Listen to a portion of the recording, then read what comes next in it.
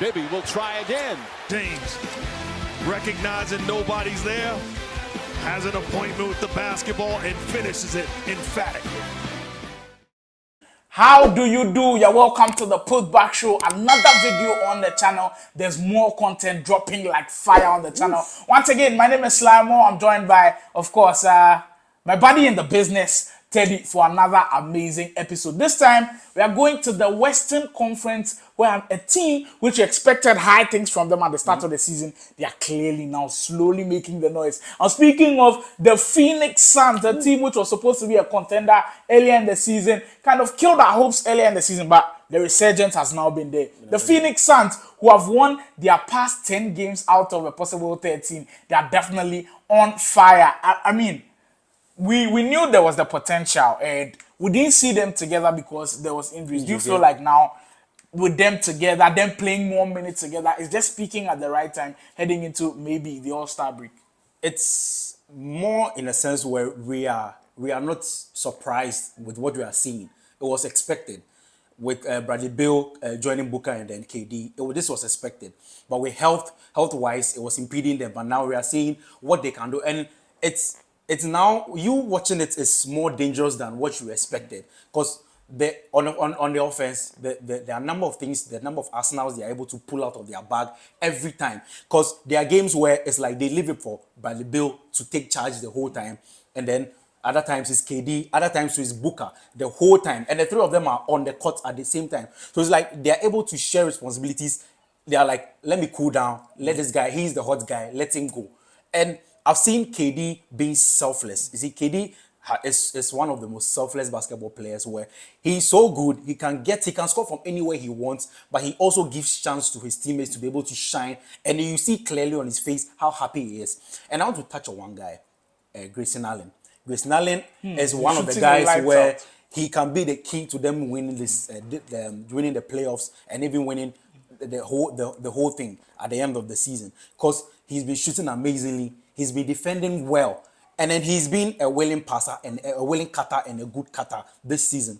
And it's like, compared to his back season and then this season, it's like the Phoenix Suns have unlocked something in him, and it's like he's shooting without being scared. He's shooting without even trying to pass to I think someone. he's even having more open shots because of the spacing of the Suns. And you could compare this Suns team to maybe the Clippers team, because they've both got big threes and how they want to use them. If you pick the Clippers, the usage rate of the big three for the Clippers is very low. Very, very around, low. I think 20-something%. But for the Suns, it's very high, because usually they want to have all three guys on the court. Now, the only concern I have for the Phoenix Suns, and in what I've seen within their past few wins, is the ability for Devin Booker to be himself is, I think, lessening a bit, even though he's going on these amazing scoring runs. Yeah. But the position he's playing is just not helping him. Point guard position. Exactly, because I feel like if they get a traditional point guard, if Chris Paul was still on this team with Bradley Beal, it would have been electric, because you get him into their offense quicker. It makes KD kind of relax on offense, and he knows he's getting the ball in a place where he wants it,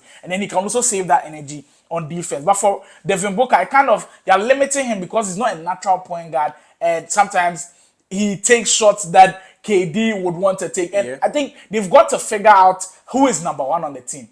KD averages 15 shot attempts a game. And do you know what Booker averages? 15 and a half attempts per game. So who is number one on the team? I think that hierarchy must be known. If you compare this team to the Clippers, Kawhi takes the most shots in the game. So you definitely know, okay, Kawhi is number one. But for these guys, I don't know if it's 1A, 1B that they want to do. I think Frank Vogel has to just tell them. I don't know if... Usually coaches don't really tell. You have to know, because it's Kevin Durant. I think he has to step up and just take the mantle, start controlling affairs on those cylinders, and I think the Phoenix Suns might just cause a lot of talking problems. about Booker, comparing his last season assists to like this season's assist, it's been an uptick. It's been an uptick, and he's been good. But with a player like Booker, who is a natural scorer, when you ask him to be the one handling the ball in the half court, obviously when he gets off the pick and roll, he wants to shoot. He obviously go into his routines and then get his shots. Other than a natural point guard thinking about, who am I looking for? I'm looking for someone to pass. Maybe I want to swing. Maybe off the screen or off the pick and roll. Maybe when I drive, I'll kick it back. But for him, he's good in the mid range. He's good from shooting threes. He's good everywhere. He's a 3-level scorer. So sometimes it limits them because he's going to take dangerous shots whereby his teammates are open. So it's a bit of a disadvantage for them. And health.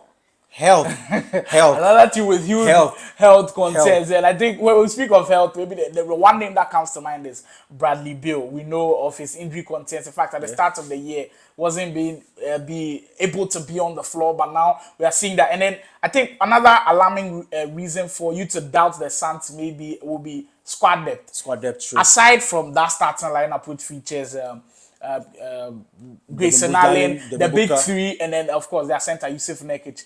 The bench. Sometimes you watch that bench and be like, are these guys good enough to also help them? Because in the playoffs, you have to go maybe with a 7-man deep or 8-man deep lineup going into the playoffs. I don't know if Bobo is good enough. He still hasn't proven to me. Keita Bates, Diop. I think Josh Okogie is okay, but sometimes on some nights, you don't get that from him. So that's the only problem with the Phoenix Suns. But it just tells you how competitive the West is, because even the Suns are not a top 4 seed. So sometimes when you are probably a 3rd seed or something, you can meet the Phoenix Suns, and I'm not sure you want the Phoenix Suns in round 1. And there are so many questions they need to answer when they get into the playoffs, like their center problem. Because when Nurkic is out, it's Eubanks you have.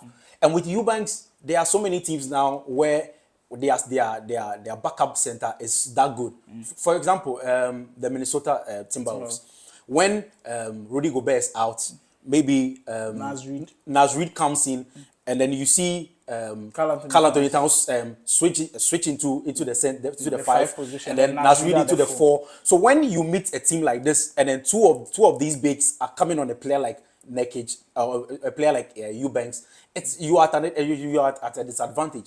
And I feel like Eubanks is not good offensively and on defense even Nurkic. There are some alarming questions on his defense, even though he's good on offense. So these are there are some questions they need to answer when they get into the playoffs. And I think maybe we should give them time. And defense, KD. This season he has been very good on defense. He will have to be good for them because they are kind of an undersized team with the starting lineup. Booker and Bill, they are not your lengthy wings. The way they've got sizes with Durant and with the center Yusuf Nurkic. So Durant has got to be great on defense as well. So that's the Phoenix Suns who are currently on the roll. I just feel like they're so similar to the Clippers because people kind of slept on them earlier when it wasn't going well. But we said that if you give these teams time to gel, they could really make some noise. Do you believe the Phoenix Suns could really make some noise in the playoffs? Let me know who you think the biggest threat to the Denver Nuggets in the West is. Is it the Clippers or the Suns or the Lakers or the Warriors? I don't even know why I mentioned the Warriors in this conversation, but that's how things are going on in the West. Maybe OKC, Minnesota, they're all in that conversation as well. That's the end of the video for this one. We hope you enjoyed this content. Kindly smash the like button. Hope you subscribe to the channel because there's more coming from where it came from. Definitely, we'll see you another time.